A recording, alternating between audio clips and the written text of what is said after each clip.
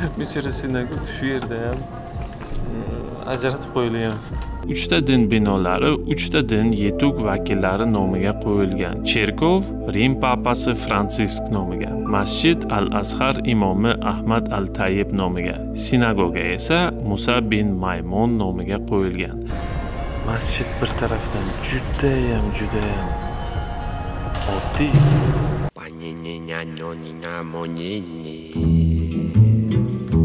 Do'stlar, men uchun ham bu safar Abu Dabidagi yangi obyekt, ya'ni inglizchada Abrahamic Family House degan joyga keldik.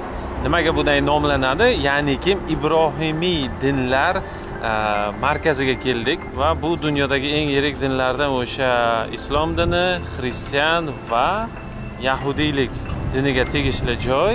Va bu yerda birinchi bo'lib mana chiroyli masjidni ko'rishingiz mumkin. Nomi Imom Al-Toyib Mosque. Qani endi birma-bir ko'rib chiqamiz.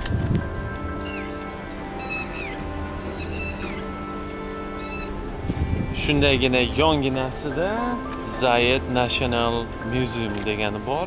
Ya'niki Shayx Zayed nomidagi milliy muzey. Bu hali qurilmoqda, lekin planlarga qaraganda juda ham bir o'zgacha va juda ham bir chiroyli obyekt bo'lishi kerak. Do'stlar, o'zi Abu Dabi amirliklarga, Dubay yoki Abu Dabiga men 5 yo 6 marta kelishim, lekin mana bu joy men uchun ham yangi bo'lgan obyekt, chunki pandemiyadan oldin 5-6 yil oldin keluvdim. Va bu yangi, men uchun ham yangi bo'lgan obyekt va bu yerda mana o'ng qo'lda birinchi bo'lib masjid, chap qo'lda esa cherkov va buni orqasida o'rtada yahudiylarning sinagogasi bor. Hozir hammasini bir boshdan ko'rib chiqamiz. Bu yerda mana belgilar bilan kartasi bor. Birinchi bo'lib forumga kirilar ekan, agar keyinchalik xohlaganlar cherkov yoki sinagoga yoki masjidga kirishlari mumkin. Bu diniy markaz Birlashgan Arab Amirliklarining poytaxti Abu Dabida 2019-yil 1-martda rasman ochildi. Aytgancha 2019-yil amirliklarda tolerantlik yili deb ham e'lon qilingan edi. Tolerantlik degan so'zning ma'nosi toqatlilik. Shunchaki toqat, sabr emas, balki boshqa din, madaniyat, urf-odatlar va dunyo qarashlarini hurmat qilish va uni to'g'ri qabul qilishdir. Ochilish marosimidan sal oldinroq, ya'ni 19-yil fevral oyida Rim papasi Fransisk tarixida birinchi bor Arab yarim oroliga tashrif buyurdi. Bu rostdan ham dunyoda olamshumul yangilikka aylandi.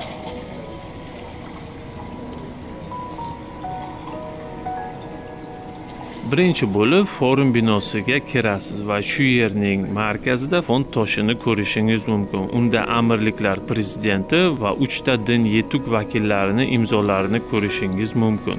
Forum binosida qisqacha markaz tarixi va alohida xonada esa dinlar tarixini ham ko'rishingiz mumkin. Bu bolalar uchun juda ham qiziq deb o'ylayman.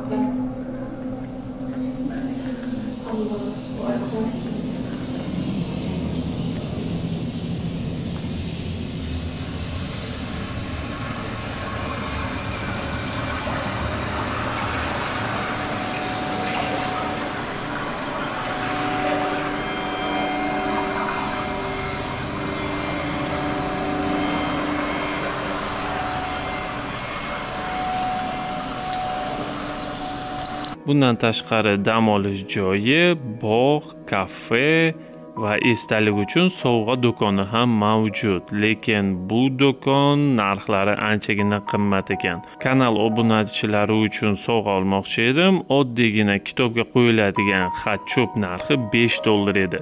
Va albatta kutubxona ham mavjud. Bu yerga kelishning eng arzon usuli bu shahar markazidan qatnaydigan 94-avtobus.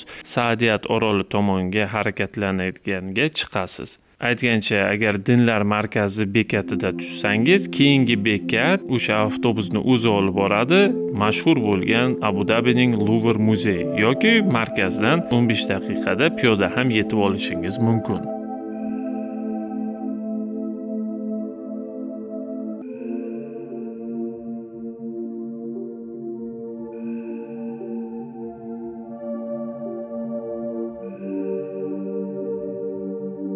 uchala bino ham bir xil o'lchamda, balandligi 30 metr, eni ham 30 metr, kubsimon shaklda.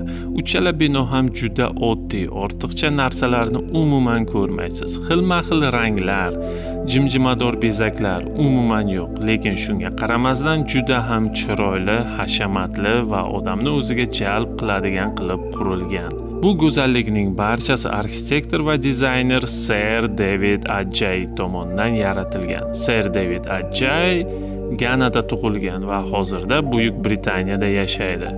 Juda ham ko'plab unvonlarga ega. Agar bu odam haqida ko'proq ma'lumotlarga ega bo'lmoqchi bo'lsangiz, Google Jon sizga yordam beradi. 3 ta din binolari 3 ta din yetuk vakillari nomiga qo'yilgan. Cherkov Rim papasi Fransisk nomiga, masjid Al-Azhar imomi Ahmad Al-Tayyib nomiga, sinagoga esa Musa bin Maymun nomiga qo'yilgan. Bu 3 ta din markazi o'z navbatida shu davrdan boshlab Arab va Isroil davlatlari orasida aviaqatnovlar, savdo-sotiq va ijtimoiy aloqalar yanada rivojlana boshladi.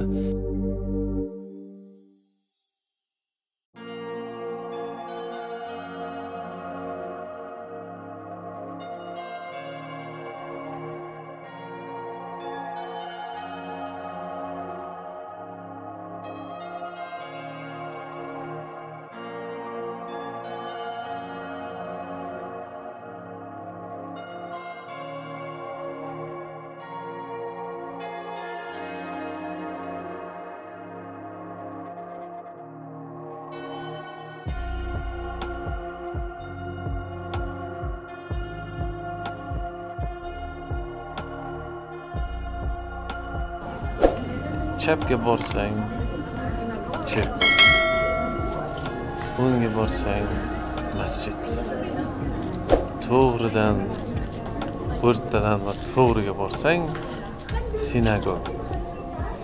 Masjid va sinagog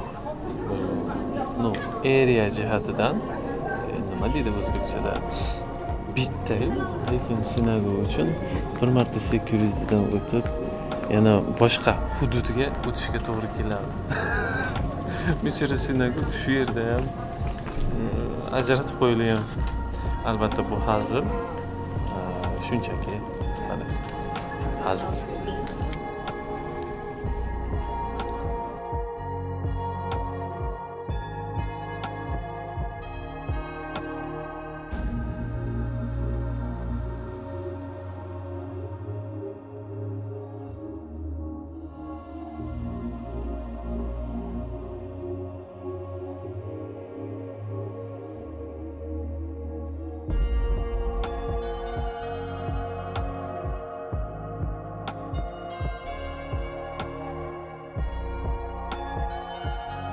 Agar video yoqqan bo'lsa, sizlardan bir iltimos, videoga like qo'ying, o'z fikrlaringizni video ostida yozib qoldiring va albatta Shuhrat Voyager kanaliga obuna bo'lishni unutmang.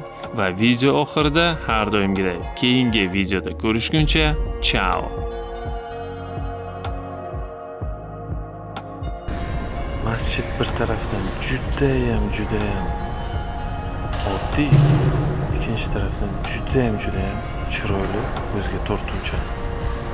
Hech qanaqa mozaika yoki kafellar, toshlar yoki ranglar ishlatilmagan.